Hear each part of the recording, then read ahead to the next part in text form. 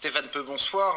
Je rappelle que vous êtes député communiste de Seine-Saint-Denis et vous étiez pendant longtemps en charge du logement à Saint-Denis lorsque vous étiez maire adjoint. Ce genre de drame, est-ce que vous craignez que cela se reproduise éternellement au vu de l'ampleur du phénomène du logement insalubre en Île-de-France? Rien que dans le département de la Seine-Saint-Denis, nous avons été frappés de plusieurs drames ces derniers mois. Il y a eu Aubervilliers au mois d'août. Le week-end dernier, c'était à Drancy dans un pavillon. La semaine d'avant, c'était à Rosny-sous-Bois.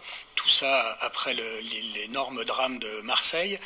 Et cette enquête publiée par Le Monde hier et qui révèle que l'insalubrité, la vétusté des immeubles est un phénomène croissant en France, dans les grandes villes, dans les grandes métropoles, mais également, mais particulièrement en Île-de-France, parce que si vous voulez, il y a un rapport entre la pénurie de logement, la crise, la difficulté à se loger, la cherté du logement et la montée de l'insalubrité, parce que vous avez... C'est le cas de cet immeuble où il y a eu l'incendie cette nuit, des gens qui sont malveillants, qui subdivisent les logements, qui les louent très cher.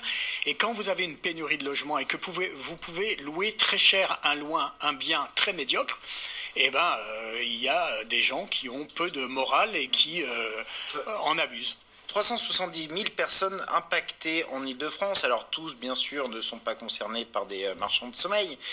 Mais comment est-ce qu'on fait pour lutter contre ce phénomène du logement insalubre? Alors, l'an dernier, moi, j'avais déposé une proposition de loi qui n'avait pas été acceptée par la majorité de l'Assemblée nationale, qui visait à être beaucoup plus punitif et coercitif à l'égard des marchands de sommeil, parce que si ces gens agissent de la sorte, c'est que le droit français est relativement laxiste, trop laxiste de mon point de vue. L'arsenal juridique qui a été renforcé dernièrement avec la loi Elan.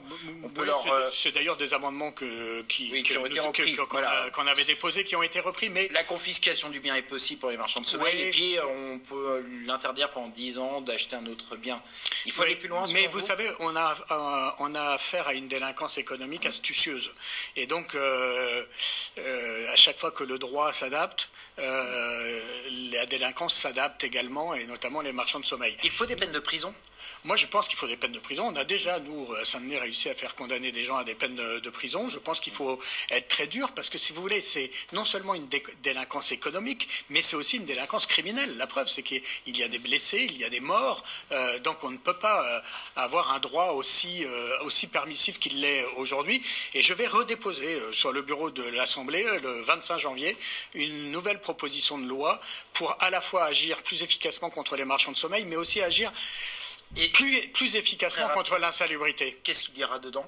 Il faut être plus simple, que personne ne se renvoie la balle. Un coup, c'est un arrêté du préfet, un coup, c'est un arrêté du maire. Il faut simplifier les procédures, les rendre plus rapides et faire en sorte que le droit de propriété dans notre pays soit un droit qui soit préservé pour les honnêtes gens, mais qui ne soit pas un droit derrière lequel puissent s'abriter les marchands de sommeil et ceux qui abusent de la misère humaine. Donc une justice plus ferme. Merci beaucoup, Stéphane Peu.